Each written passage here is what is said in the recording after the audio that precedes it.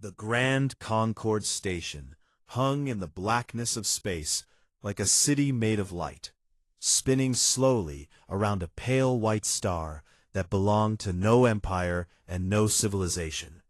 And it was here that the most powerful species in the known galaxy gathered once every 100 years to decide who was worthy enough to join them at the table of power.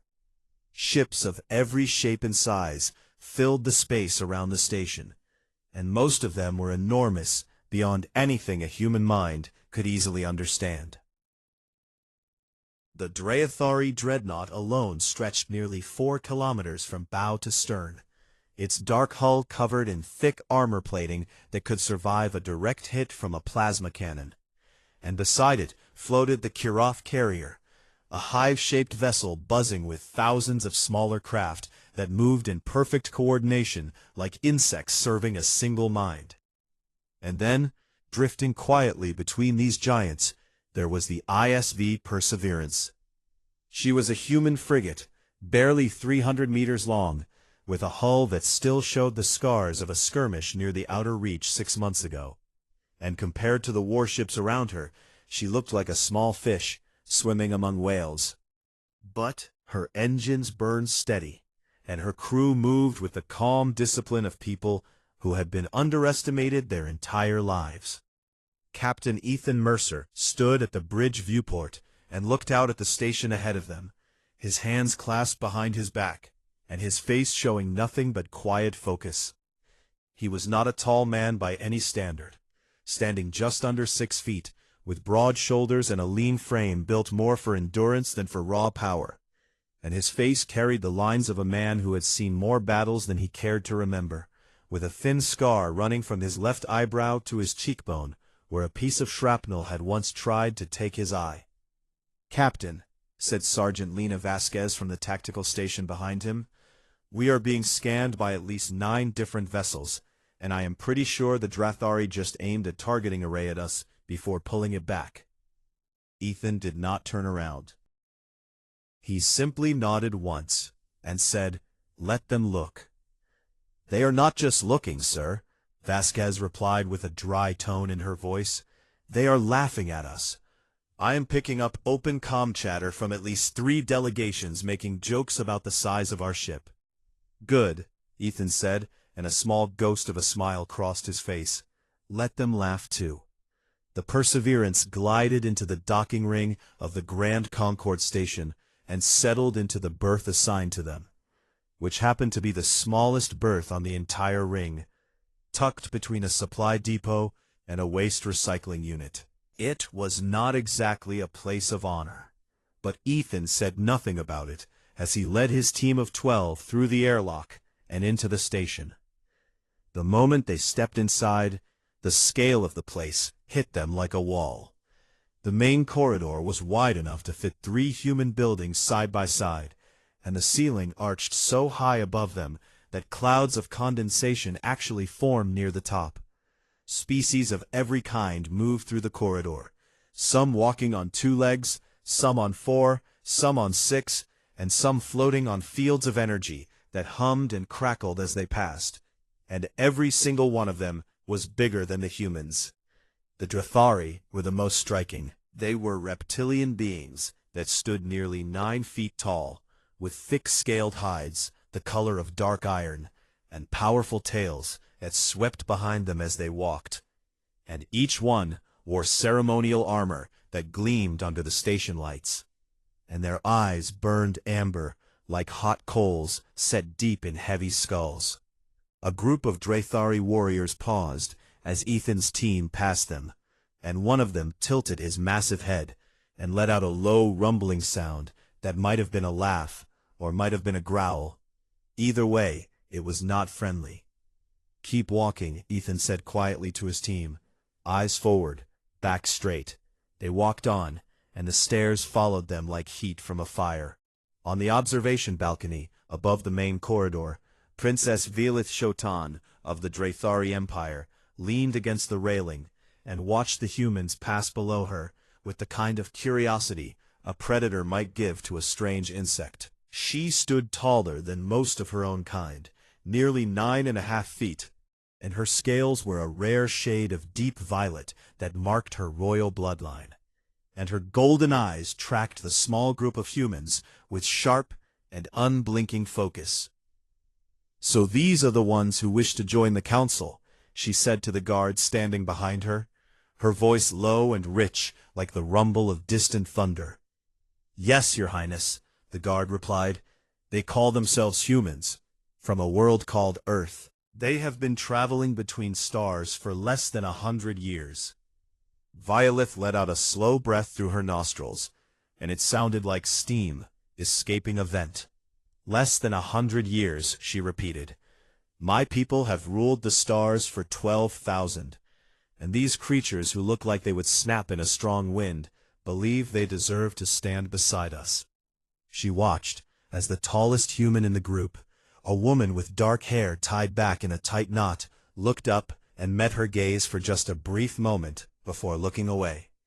It was a small thing, but Violet noticed it, and she noticed that the woman had not looked away out of fear, but out of discipline, and that was a different thing entirely.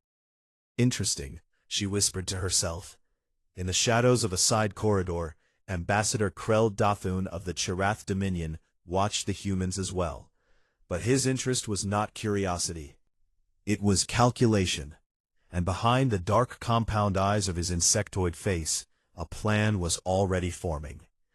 Krell was tall and thin, with a body covered in a hard black shell, and his forearms moved constantly as he processed information, tapping his fingers together in rapid patterns that served as a kind of personal code. He had been a diplomat for over 60 years, and in that time he had learned that the easiest way to gain power was not to fight for it, but to make sure your rivals destroyed each other first. He turned to his aide and spoke in the clicking language of his kind, and translated into simple terms, his words were clear enough. The humans must not be given a seat on the council. If they are accepted, it sets a precedent that any weak species can claim a place among the strong, and that threatens our position. Begin speaking with the other delegations and remind them what the council is supposed to represent." His aide bowed and disappeared into the crowd. That evening, the delegations gathered in the Grand Assembly Hall for the opening ceremony, and it was a room so vast that the far wall was difficult to see clearly. Thousands of beings filled the tiered seating, and at the center of the room stood a raised platform of polished white stone, where each species would make their case for admission to the council. The Arbiter, a being of pure energy contained in a crystalline shell, floated above the platform and addressed the assembled civilizations in a voice that resonated in every language at once. "Welcome to the Centennial Concord Summit," the Arbiter said. "In the coming days, those who seek a seat among the Council of Civilizations will present their proof of worth in the Hall of Proving, and the Council will judge whether they are strong enough, wise enough, and worthy enough to stand among us." Ethan stood with his small delegation near the back of the hall, surrounded on all sides by beings who towered over him, and he could feel the weight of 1,000 alien eyes pressing down on him like gravity itself. But his face remained calm, and his breathing remained steady. "Steady." Vasquez leaned close to him and whispered, "Our slot for the proof of worth is last, sir. Every other species will go before us." Ethan nodded slowly. "Then we will watch, and we will learn. And when it is our turn, we will show them something they have never seen before." "And what exactly is that, sir?" Vasquez asked. Ethan looked out at the sea of aliens, at the towering Draethari and the calculating Sherath, and the dozens of other species that saw humanity as nothing more than a joke. And he said one word: "Us." Above them on the upper tier, Princess Violet sat on her throne of dark metal and looked down at the tiny human captain, and something about the way he stood there, small and calm and utterly unshaken in a room full of giants, made her narrow her golden eyes. She did not know it yet, but that small scarred man was about to change everything she believed about strength. The Hall of Proving was the largest arena Captain Ethan Mercer had ever seen, and he had seen a few in his time. It was built in the shape of a massive circle, with tiered seating rising up on every side like the inside of a bowl. And the floor of the arena was made of a strange dark metal that could shift and reshape itself depending on what was needed. And above it all floated enormous display screens that could project images visible to every being in the room, no matter where they sat. Thousands of aliens filled the seats, and the noise of their voices, clicks, growls, and hums created a sound like a living storm that echoed off the high walls. Ethan sat with his small delegation in the section assigned to them, which was predictably the smallest and least impressive section in the entire arena, squeezed between the delegation from a species of floating gas beings and an empty row that no one had bothered to fill. Vasquez sat beside him with her arms crossed and her jaw tight. "The Amori are up first," she said quietly. Ethan nodded and watched as a group of tall, pale beings with elongated skulls and 4 slender arms glided onto the arena floor. And without a word, they raised their hands, and the air itself began to twist and bend around them. Gravity shifted in visible waves, and objects that had been placed on the arena floor began to float upward, spinning and orbiting the Amori like tiny planets around a sun. And then with a sharp gesture, the lead Amori compressed all of the floating objects into a single dense sphere no bigger than a fist. The crowd roared with approval, and the display screens showed the gravitational readings, which were off the charts by any known standard. "Gravity manipulation," Vasquez muttered. "That is not something you want to fight against." Next came the Lithivine, massive crystalline beings that looked like they were made of living rock, and their demonstration was simple and terrifying. 3 of them stood in a line and opened their mouths, and from deep inside their bodies came a sound so powerful that the arena floor cracked and split apart in jagged lines, and the shockwave rattled the seats all the way to the top tier, and several smaller species covered their ears or their equivalent organs in pain. "Sonic destruction," Ethan said calmly, as if he were noting the weather.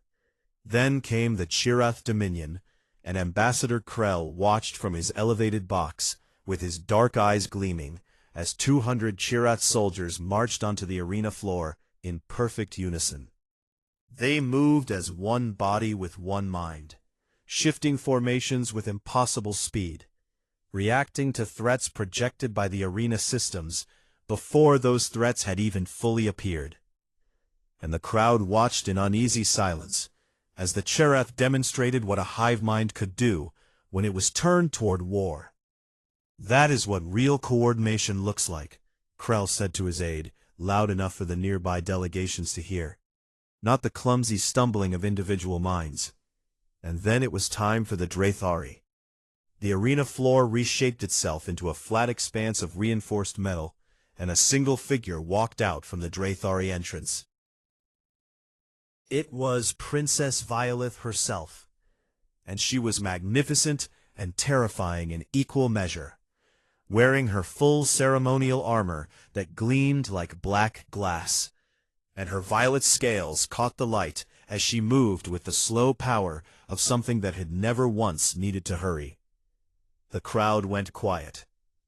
2 massive slabs of starship-grade hull plating were lowered onto the arena floor, each one thick enough to stop a plasma round, and Violeth walked to the first slab and stood over it for a moment, looking down at it the way a person might look at a sheet of paper.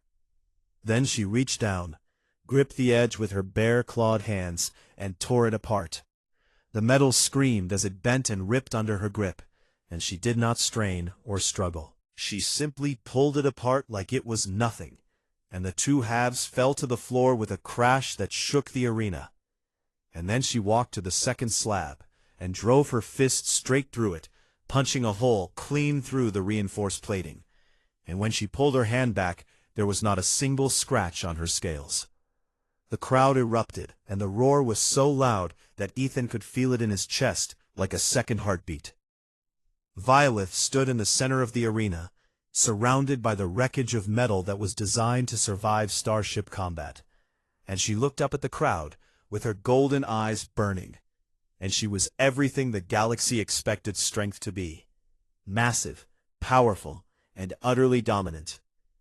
Vasquez leaned over to Ethan and said, "How exactly are we supposed to follow that?" Ethan did not answer right away. He just watched the arena floor being cleared. And then the Arbiter's voice rang out across the hall.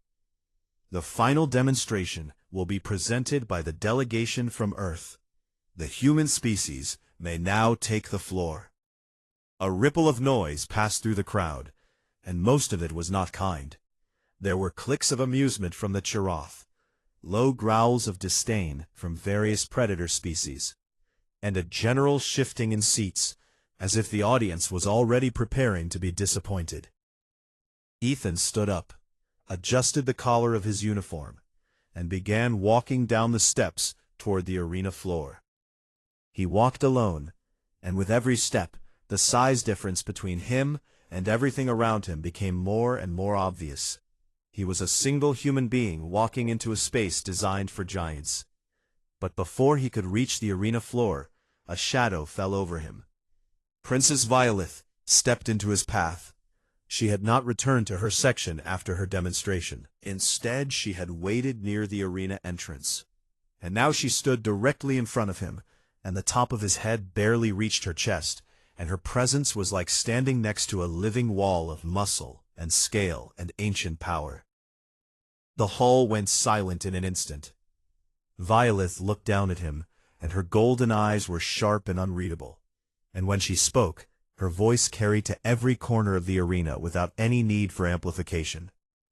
"Before this creature wastes the time of this hall," she said, and her words cut through the silence like a blade, "I would ask it a question." Ethan stopped walking and looked up at her, and his face showed nothing, no fear, no anger, no nervousness, just the calm, steady expression of a man who had faced worse things than a 9-foot-tall alien princess in a bad mood. The hall held its breath. Violeth tilted her head and studied him the way a scientist might study something under a lens. Again. And every word landed like a hammer. "By what strength does your kind presume to stand in this hall? You have no claws to tear through armor. You have no scales or shell to protect your fragile skin. You have no venom, no sonic weapons, no gravity fields, no hive mind. Your bones are brittle. Your senses are dull compared to ours. You are slow on your feet and small in your bodies." She paused, and the silence in the hall was so complete that Ethan could hear the hum of the station's power core somewhere deep below them.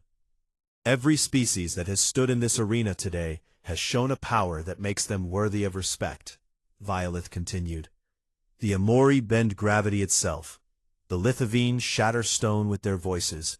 The Cheroth move as one perfect mind. And my people can tear starships apart with our bare hands." She leaned down slightly, bringing her face closer to his, and her amber eyes glowed like twin fires. "So tell me, human, what makes you strong?" The question echoed through the hall, and for a long moment there was nothing but silence. And in that silence, Ethan could feel the weight of every eye in the arena pressing down on him. Thousands of aliens from dozens of species, all waiting to see how this small, soft, clawless creature would respond to the most powerful warrior princess in the galaxy.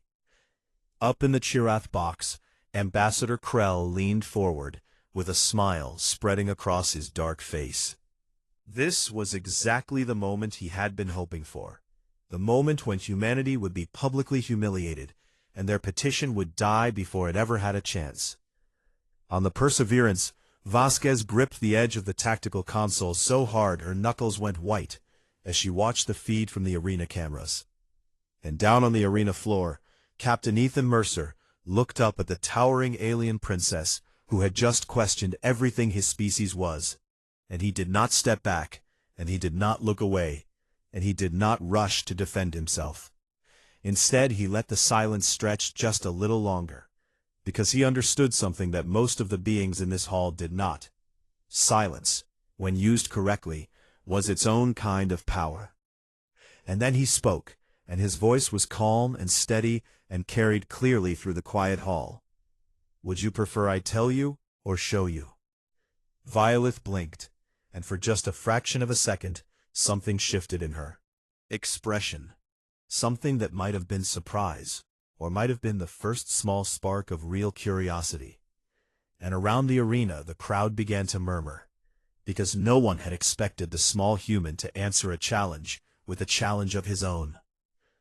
The princess straightened to her full height and looked down at him, and then she gestured toward the open arena, with one powerful clawed hand. "Show me," she said. And Ethan Mercer smiled.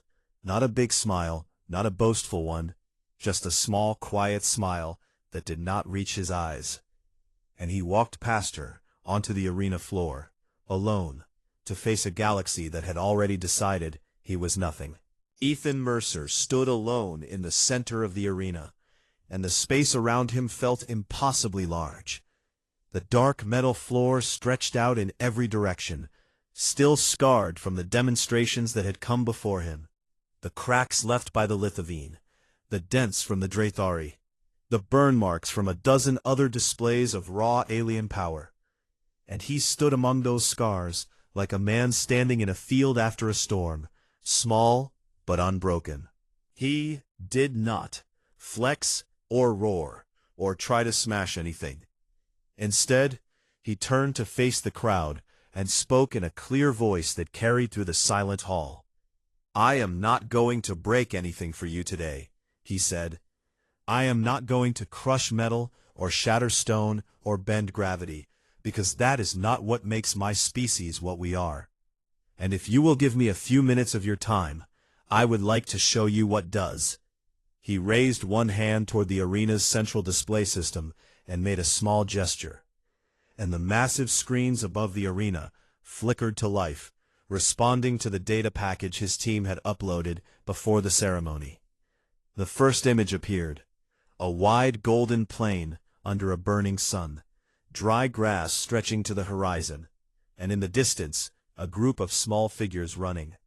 "This is Earth," Ethan said, "our home world, and these are our ancestors from thousands of years ago. They had no claws, no armor, no venom, no special powers of any kind, and the world they lived on was filled with predators that were faster and stronger and more deadly than they were, in every single way." He paused and let the image settle into the minds of the watching aliens. "But they had one thing that no other creature on our world had," he continued. "They could run. Not fast, not impressively, but they could run and never stop. While every predator on our world would eventually overheat and collapse, our ancestors kept going, hour after hour, under the blazing sun, chasing prey that was 10 times faster than them, until that prey simply could not run anymore, and fell down from exhaustion." The screens showed data alongside the images: biological readings, thermal regulation charts, endurance comparisons, and a quiet murmur began to ripple through the crowd as the numbers told a story that words alone could not. "This is called persistence hunting," Ethan said, "and it is something no other known species in this galaxy has ever matched. A human in good condition can run for days without stopping, covering distances that would kill most creatures we have encountered among the stars. And we do not do it because we are strong. We do it because we simply refuse to stop." He saw Violeth watching from the edge of the arena, her arms crossed and her golden eyes locked on him, and he could not tell if she was impressed or still waiting to be convinced. But she was listening, and that was enough. He changed the display. Now the screens showed a rapid series of environments: burning deserts where the sand glowed white with heat, frozen wastelands where the air itself seemed to crack, deep oceans where the pressure would crush most living things, towering mountains where the air was too thin for most lungs, and the black emptiness of space itself. "Humans do not belong to any one environment," Ethan said. "We were not built for the desert, but we live there. We were not built for the Arctic, but we survive there. We were not built for the ocean depths, but we dive to them. We were not built for the vacuum of space, but here I am, standing on a station orbiting a foreign star, breathing recycled air, and my heart is beating just fine. He let that sink in before he continued. Every species in this hall evolved to master one environment, one set of conditions, one way of living. But humans evolved to adapt to anything, to look at a place that should kill us and find a way to make it home. And we have been doing that since before we could write our own names. The murmur in the crowd grew louder now, and some of it sounded less like amusement and more like unease. Ethan changed the display again. This time, the screens showed medical records, and the images were not easy to look at. Humans with terrible injuries, broken bones, deep wounds, burns that covered most of their bodies. And beside each image were the recovery records, showing that these humans had survived, healed, and in many cases returned to the same activities that they had done before, had nearly killed them. "Our bones break," Ethan said, and his voice was steady and matter-of-fact, but when they heal, they grow back stronger at the breakpoint than they were before. Our muscles tear, but they rebuild themselves thicker and more powerful. Our skin scars, but scar tissue is tougher than the skin it replaced. He pointed to his own face, to the thin scar that ran from his eyebrow to his cheekbone. "A piece of metal went through my face 3 years ago," he said, "and I finished the battle before I let anyone treat it. Not because I am brave, but because humans have a very simple response to pain. We get angry, and anger makes us keep going." For the first time, the hall was not just quiet. It was still, the kind of stillness that comes when an audience realizes that what they are hearing is not a performance, but a warning. Ethan changed the display one final time. The screens now showed a simple timeline of human achievement. Starting from the earliest days, fire, tools, agriculture, mathematics, medicine, flight, splitting the atom, reaching their own moon, building ships that could cross the distance between stars. And the timeline moved fast because the pace of human progress was galactic standards, almost absurdly rapid. We went from living in caves to standing among the stars in less than 10,000 years, Ethan said, and by the standards of this council, that is barely a heartbeat. Most species here took millions of years to reach the stars, and I mean no disrespect by that, because every path has its own value. But humans did not have millions of years, because everything on our world was trying to kill us, so we learned fast, we adapted fast, and we built fast. And when something stood in our way, we did not go around it, we went through it. He turned slowly, looking up at the sea of alien faces that surrounded him on every side. "You asked me what makes humans strong," he said, and now his voice dropped lower, not louder but somehow heavier. "And the answer is not one thing. It is everything I've shown you, combined into a single truth that I need you to understand." He paused, and the silence was absolute. "We do not stop," he said. "That is what we are. You can break our bones and we will set them and keep walking. You can burn our cities and we will build new ones before the ashes are cold. You can take everything we have, and we will start over with nothing and build something better. You can put us in a place where we should die, and we will find a way to live there." He looked directly at Violet now, and his dark eyes met her golden ones across the arena floor. "There is a word in our language that I do not think exists in yours," he said, "and that word is spite. It means doing something, not because you can, not because it is smart, not because it will help you survive, but because someone or something told you that you could not, and you refused to accept that." A strange tension filled the hall, something electric and uncomfortable. Humans have survived things that should have killed them, not because their bodies were strong enough, not because the odds were in their favor, but because something inside them simply refused to let them die. We have records of humans crawling out of wreckage, with injuries that no medical textbook says they should have survived. And when we asked them how they did it, the most common answer was not skill or luck. He let the silence hang for one more heartbeat. The most common answer was, I was not done yet. He straightened his back, and even though he was the smallest being on that arena floor by a wide margin, something about the way he stood made the space around him feel different, as if the air itself had tightened. You are all stronger than us, he said. Faster, tougher, bigger, more powerful in every way that can be measured. But we are the most relentless thing this galaxy has ever produced. And if you make us your enemy, we will not stop coming.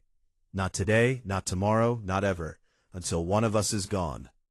He paused one final time, and then he added in a quieter voice, but if you make us your friends, we will do the same for you.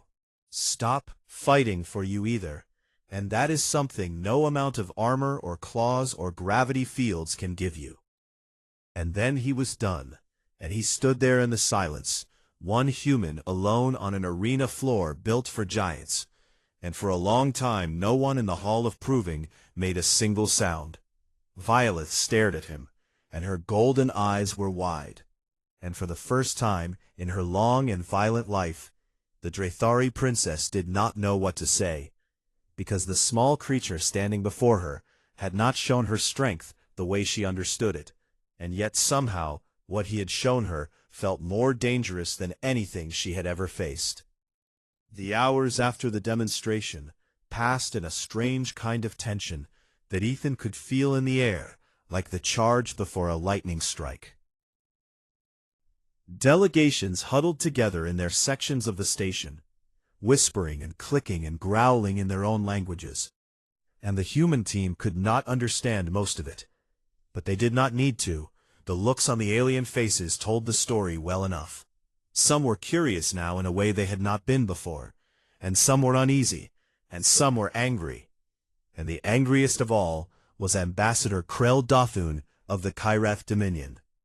Krell stood in his private chamber aboard the Kyrath carrier, his forearms moving in sharp, agitated patterns as he paced back and forth across the smooth floor, and his compound eyes reflected the dim blue light of the room like shards of dark glass. This was not supposed to happen, he said to his aide, his voice a rapid clicking sound that translated into cold fury. The human was supposed to embarrass himself. He was supposed to stand in that arena with nothing to show and prove to the entire galaxy that his species is too weak and too young to deserve a seat among us. But instead, he turned his weakness into a speech that has half the delegations reconsidering their vote. His aides stood still and waited, because when Krell was in this mood, the only safe thing to do was listen. I have spent 40 years making sure that Sharath hold the balance of power on this council, Krell continued, and I will not let that be threatened by a species that has barely learned how to leave its own star system. If the humans are admitted, other weak species will follow, and the structure we have built will begin to crack, and I refuse to let that happen. He stopped pacing and turned to face his aide, and when he spoke again his voice was calm, and that was far more dangerous than his anger had been. Contact the fleet hiding in the Verath Nebula, he said. Tell them to begin their approach, slow and quiet, hidden in the sensor shadow of the nebula, until I give the signal. When the time is right, they will strike the station, and in the chaos that follows, no one will be thinking about the human vote. His aide hesitated for just a moment, and Krell's eyes narrowed. Do it now. And so the trap was set. The attack came 6 hours later, in the dead of the station's night cycle, when the lights in the corridors had dimmed to a soft blue, and most of the delegations had retired to their quarters. Ethan was in the small room assigned to his team, sitting on the edge of his bunk and reviewing the schedule for the next day's vote, when the first explosion hit. The entire station shuddered like a living thing in pain, and the lights flickered and then died, and for 3 terrible seconds there was nothing but darkness and the sound of metal groaning under stress. Then the emergency lights came on, painting everything in a harsh red glow, and alarms began screaming from every speaker in the station. "Vasquez!" Ethan shouted into his communicator, already on his feet and pulling on his boots. "I see it, Captain." Vasquez's voice came back sharp and tense from the bridge of the Perseverance. "We have 15 hostile ships coming out of the Varith Nebula. Pirate configuration, but military-grade weapons. They hit the station's shield generators first, and the docking ring has taken heavy damage. We have atmosphere venting in at least 4 sections." Another explosion rocked the station, and Ethan grabbed the doorframe to keep from falling. "What about the other delegations?" he asked. "The Drathari Dreadnought is trying to power up, but something has jammed their main systems. Looks like an EMP device planted on their hull. The Charath carrier has sealed itself and is not responding to any hails. Every other species is scrambling to protect their own ships and their own people." Ethan ran into the corridor and found the rest of his team already assembled. 12 humans in light tactical gear, with determined faces lit by the red emergency lights. "Captain," one of his team said, a young lieutenant named Park. "Station security is reporting that a section of the observation deck on level 4 has been breached. The structural supports are failing, and the emergency seals are not holding. There are civilians trapped in there. Mostly families from the smaller delegations, including children." "How many?" Ethan asked. "At least 60, sir, and the estimate is that the deck will fully collapse within 20 minutes. Ethan looked at his team, and he saw in their eyes the same thing he felt in his own chest. Not hesitation, not calculation, but a simple and absolute refusal to let 60 people die while they stood safe in a corridor. "Vasquez," he said into his communicator, "I need the Perseverance to undock and position herself between the station and the incoming fire. Use the hull as a shield for the damaged sections." There was a pause, and then Vasquez said, "Captain, our hull is not rated for that kind of punishment. If we take direct hits—" "I know," Ethan said. "Do it anyway." Another pause, shorter this time. "Yes, sir. Perseverance is undocking now." Ethan turned to his team. "Park, take 4 people and head to the main power junction on level 3. See if you can reroute emergency power to the failing seals on the observation deck to buy us time. Everyone else is with me. We are going to level 4 and we are getting those people out." They moved fast through corridors that were filling with smoke and the acrid smell of burning insulation, and twice they had to detour around sections where the hull had been breached and the emergency barriers were the only thing holding back the vacuum of space. And Ethan could hear the barriers humming and straining, and he knew they would not hold forever. When they reached the observation deck, the scene was worse than he had expected. The huge transparent wall that normally showed the beauty of open space was cracked in a web of fractures, and beyond it, the black void waited with terrible patience. The floor was tilted at a sharp angle, where the structural supports had buckled, and scattered across the deck were dozens of alien civilians. Families from species too small or too new to have powerful warships protecting them. And among them were children, small beings of half a dozen different species, crying and calling out in languages Ethan did not understand, but did not need to. The air was thin and getting thinner. The breach was slowly stealing the atmosphere from the room. "Move," Ethan shouted to his team. "Grab everyone you can and get them to the inner corridor. The seals there are holding for now." His team spread out across the tilted deck, and what followed was something that no alien who witnessed it would ever forget. 6 humans, each one smaller than almost every being they were trying to save, lifting and carrying and dragging creatures that weighed twice or 3 times what they did, pushing through smoke and debris and thin air with a kind of desperate energy that seemed to come from somewhere beyond their bodies. Ethan reached a cluster of Emori children huddled against a wall, their large dark eyes wide with terror, and the smallest one was barely conscious, and he scooped the child up in his arms. The child weighed nearly as much as he did, and he carried it toward the exit, and something in his shoulder tore with a white-hot flash of pain, and he felt a rib crack under the strain, and he did not stop. Outside in the void, the Perseverance swung into position between the station and the attacking ships. Vasquez pushed the little frigate forward with everything she had, placing the ship's body directly in the line of fire. "All hands brace," she announced over the ship's intercom, and then the first plasma bolt hit them, and the whole ship rang like a bell, and sparks rained from the ceiling, and Vasquez gripped her console and kept the ship steady. 3 pirate corvettes turned their attention to the Perseverance, and Vasquez fought them with every trick she had, rolling the ship to spread the damage across different hull sections, firing back with the frigate's modest weapons, using the station's wreckage as cover.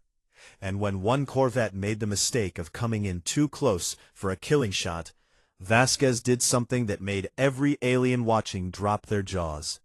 She aimed the Perseverance directly at the corvette and accelerated. The reinforced bow of the human frigate struck the pirate ship like a battering ram, and the impact tore the corvette nearly in half. And the Perseverance shuddered and groaned and lost a quarter of her forward hull plating. But she kept flying, and Vasquez pulled her around for another pass, with blood running from a cut on her forehead and a fierce light burning in her eyes. On the Drithari dreadnought, Princess Violet stood on her bridge and watched through the viewport as the tiny human ship, the one she had dismissed as a rowboat, threw itself into battle against ships that outgunned it 3-1. Not to protect itself, not to flee, but to shield a station full of strangers. Something changed in her face.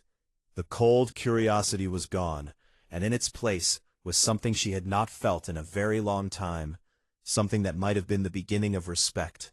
On the observation deck, Ethan made his last trip through the failing room.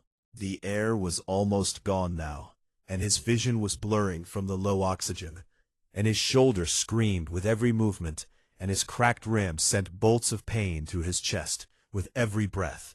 And he was carrying the last civilian, a small alien child who had passed out from fear and thin air. He could feel his body trying to shut down, could feel the edges of his vision going dark, and every part of him wanted to collapse. But somewhere, deep inside, in that place where humans kept the thing that no other species in the galaxy seemed to have, a voice said simply, "Not yet."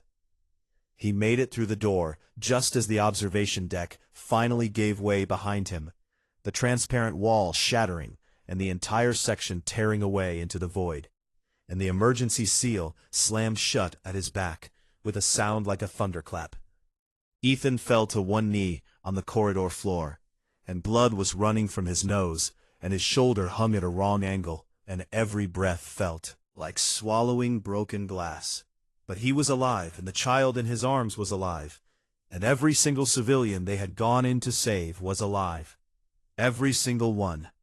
And that was the moment Princess Violet came around the corner, having finally forced her way off her jammed dreadnought to help. And she stopped dead in her tracks at the sight before her. A small, broken human kneeling on the floor of a damaged corridor, covered in blood that was both his and not his, still holding an unconscious alien child against his chest, with arms that were shaking but would not let go. She stared at him, and he looked up at her, and neither of them said a word. But in that silence something passed between them that was worth more than any speech ever made in the Hall of Proving. The station was quiet now, but it was the kind of quiet that comes after something terrible, heavy and bruised, and filled with the echoes of what had happened. Repair drones floated through the damaged corridors, sealing breaches and clearing debris, and medical teams from a dozen species moved through the halls, treating the wounded. And the wreckage of the pirate fleet drifted in the void outside, like broken bones scattered across a dark floor. It had taken less than an hour to trace the attack back to its source. The pirate fleet's communication logs were not as well encrypted as Ambassador Krell had believed, and when Concord security cracked them open, the evidence was clear and damning. Every order, every payment, every instruction led back to the Chirath Dominion and to Krell himself. And when security forces arrived at the Chirath carrier, they found the ambassador already trying to purge his records, his 4 hands working in frantic desperation across multiple terminals. He did not resist when they took him. He simply looked at the security officers with his dark compound eyes and said nothing, because there was nothing left to say. The Chirath Dominion was formally censured by the Concord, their voting rights suspended pending a full investigation, and Krell was taken to a holding cell where he would remain until trial. And as he was led away through the corridors, he passed a viewport that showed the ISV Perseverance floating outside the station, battered and scarred and missing a quarter of her forward hull, and still holding her position between the station and open space, like a guard dog that refused to leave its post. Krell looked at the little ship for a long moment, and then he looked away, and something in his expression suggested that he was only now beginning to understand the nature of the mistake he had made. The summit reconvened the following day in the Hall of Proving, and the mood in the room was different from anything that had come before. There was no laughter now, no clicking amusement, no casual dismissal. Instead, there was a tension that bordered on reverence, and when the human delegation entered the hall, every eye in the room followed them. Captain Ethan Mercer walked at the front of his team, and he looked like a man who had been through a war, because he had. His left arm was in a sling, his ribs were wrapped tight beneath his uniform, there were dark circles under his eyes, and a fresh bandage covered a cut above his right ear. But he walked upright and steady, and his face carried the same calm expression it had carried from the very first moment he had set foot on this station. The Arbiter floated to the center of the hall and addressed the assembled civilizations. "We are gathered to complete the final matter of this summit, the vote on whether humanity shall be granted a seat on the Council of Civilizations. Before we proceed, does any delegation wish to speak?" For a moment, silence, and then Princess Violet Shotan rose from her seat. The hall went still with the kind of instant silence that only the Drethari could command, because when a princess of the oldest warrior empire in the galaxy stood to speak, you listened. Not because it was polite, but because it was wise. Violet walked down from the Drethari section to the center of the hall, and she moved slowly, not with the casual dominance she had shown during her demonstration, but with something more careful, more deliberate, as if every step was weighed with meaning. She stood at the center of the arena floor, the same floor where she had torn apart starship armor with her bare hands just 2 days ago. And she looked out at the thousands of beings who filled the hall, and then she began to speak. 2 days ago, I stood in this very spot and asked the human a question, she said. Was quieter than before, but no less powerful. I asked him what made his kind strong, because I looked at him and saw everything he was not. Not tall, not armored, not fast, not powerful by any measure I understood. And I believed that his answer would prove what I already thought, that humans were too small and too soft to stand among us. She paused, and her golden eyes swept across the hall. I was wrong. The words landed like stones dropped into still water, and ripples of reaction spread through the crowd. Murmurs, shifting bodies, widened eyes, because a Drethari princess admitting she was wrong was something most of the beings in this room had never heard and never expected to hear. He gave me his answer in this arena, the Aelith continued, and I will not pretend I fully understood it at the time, because he spoke of things I had no frame for. Endurance without end, adaptation without limit, a refusal to accept defeat that goes beyond survival. Instinct into something almost irrational. And I listened, and I thought it was interesting, but I was not convinced. She turned and looked directly at Ethan, who stood with his team near the back of the hall, and something in her gaze was different from before. It was not the cold stare of a predator sizing up prey, but the level look of one warrior recognizing another. Then the attack came, she said, and in the chaos that followed, I saw every great and powerful civilization in this hall do exactly what I expected. They protected themselves. The Kyraf sealed their ship, the Amori retreated to their vessel, and yes, my own people focused on freeing our dreadnought, while civilians from smaller nations were trapped in a dying section of this station, with the void closing in around them. Her voice grew heavier. And the humans, the smallest, the weakest, the youngest species in this hall, ran toward the danger. Not away, not to their own ship, not to safety, but toward it. They put their tiny frigate between the station and the enemy fleet, like a shield made of willpower. And their captain carried wounded aliens twice his size through corridors that were tearing themselves apart. And he did it, with broken bones and bleeding lungs. And he did not stop until every single trapped civilian was safe. She paused again, and the silence in the hall was so deep it seemed to have weight. Every single one. She let those words settle, and then she continued. I have fought enemies on 100 worlds. I have faced species that could crush mountains, and species that could crack planets, and I have never been afraid of any of them. But I will tell you now, standing before all of you, that what I saw that human do frightened me, because I realized something that I think this entire council needs to understand. She straightened to her full height, and her voice filled the hall. There is nothing more dangerous in this galaxy than a creature that is willing to destroy itself to protect someone it has no obligation to protect.